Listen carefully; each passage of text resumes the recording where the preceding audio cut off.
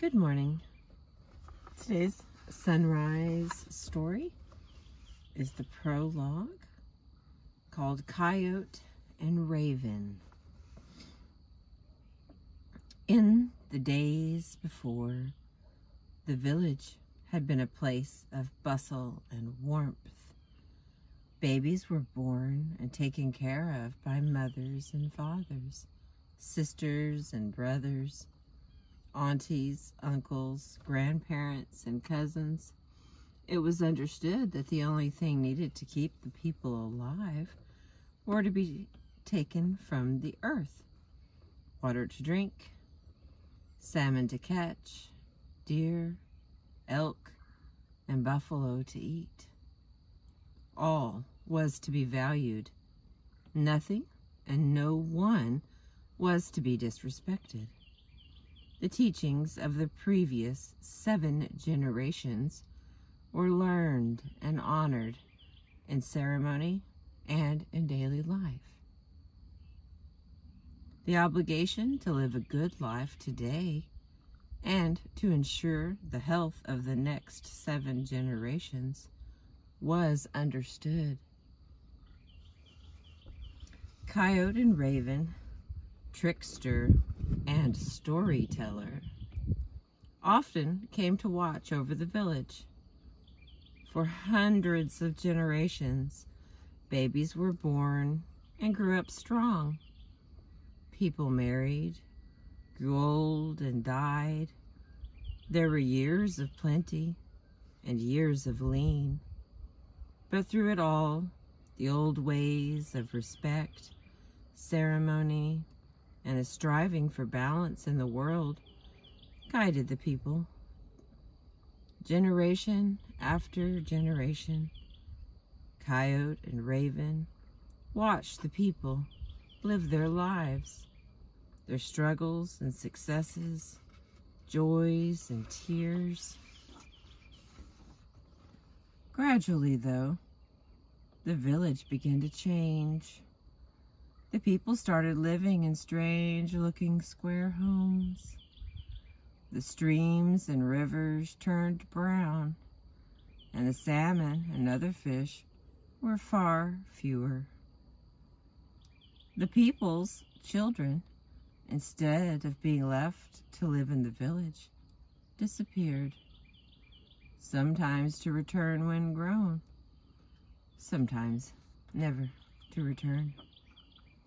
The old ones became sad and died alone, with no family to finish the ceremonies and help them on their journey.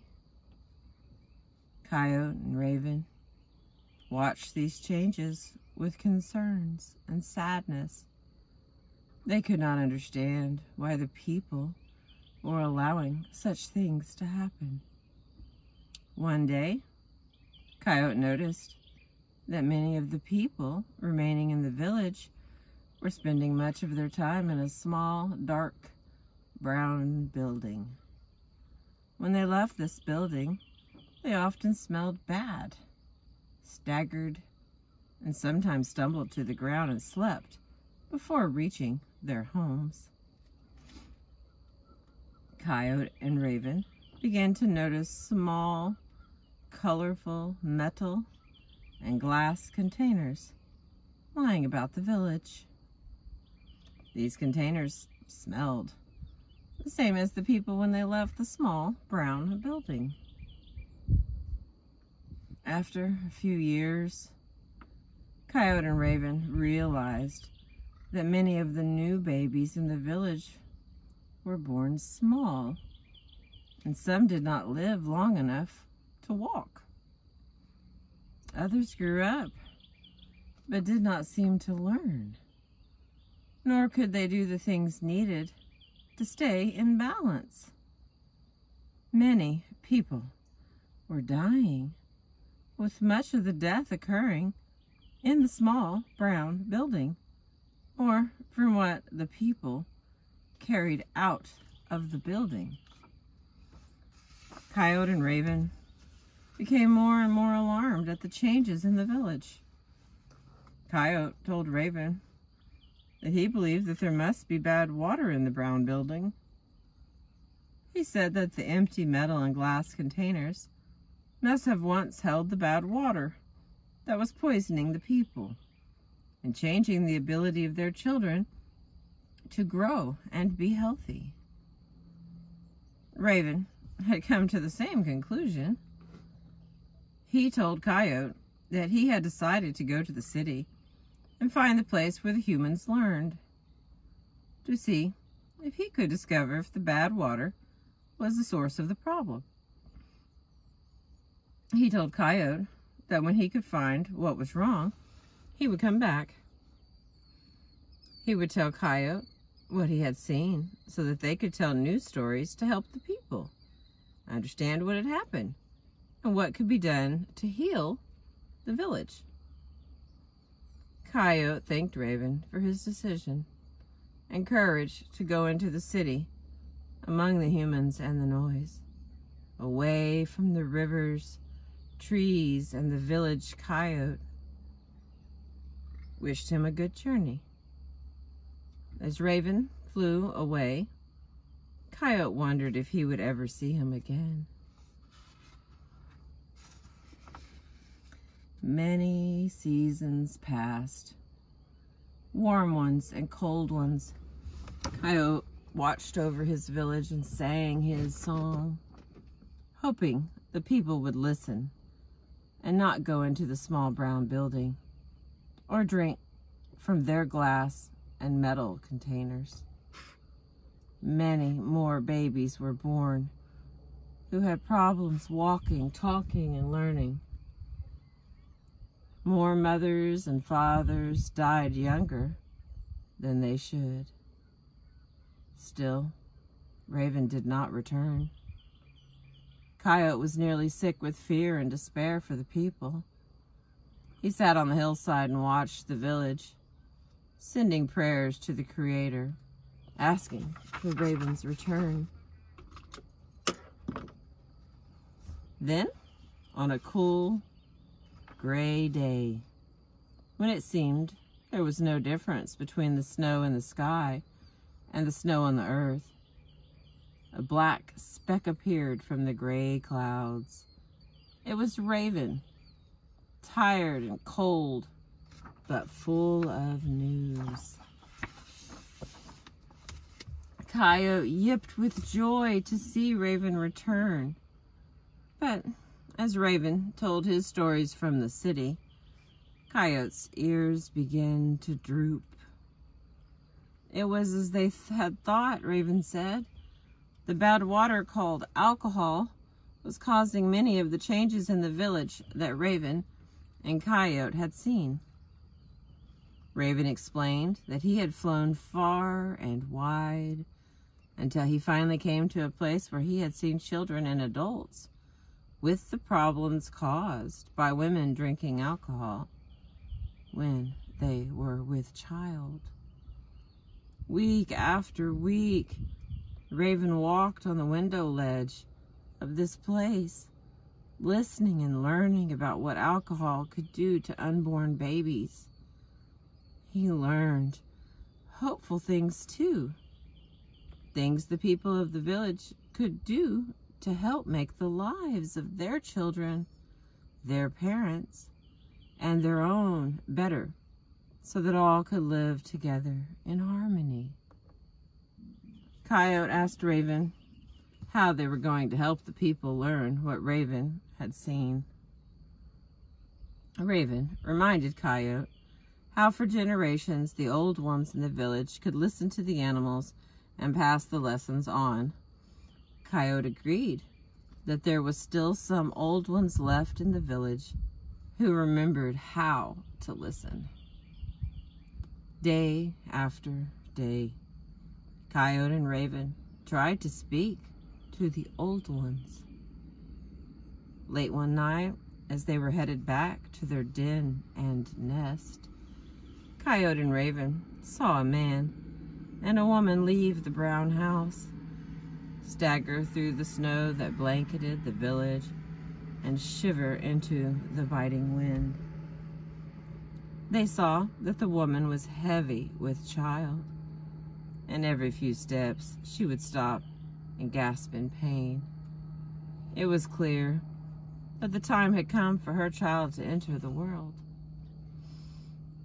The couple made their way to a long, low building, the hospital, where the people went for healing and where their babies were brought into the world. The couple disappeared inside, the cold wind shrieking as the door closed behind them. Coyote and Raven made their way along the side of the building to where a tall cedar tree stood, with its branches brushing the window of the birthing room. Raven flew to the outstretched branch as Coyote sat below. As he watched, Raven saw the couple, the midwife and her helper, come into the room. The pregnant woman, as Raven described it to Coyote, seemed unaware of where she was. A long time passed that night, when suddenly the midwife stood up, holding in her arms a tiny little girl. The man called out as the midwife turned away. There was another baby on the way. Quickly, the midwife's helper ran to the new mother and was soon holding a little boy. As the midwife and her helper cleaned the babies, the new mother fell asleep, and the man slumped as if asleep against the woman's bed. Raven could hear the midwife murmur to her helper of how these two little babies were far too small, and of how the parents smelled of alcohol.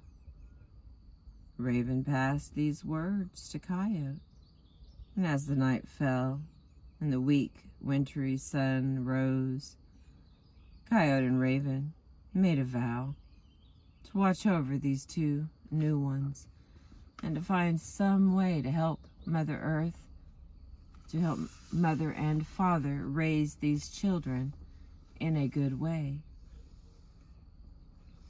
The sun made its slow way into the sky.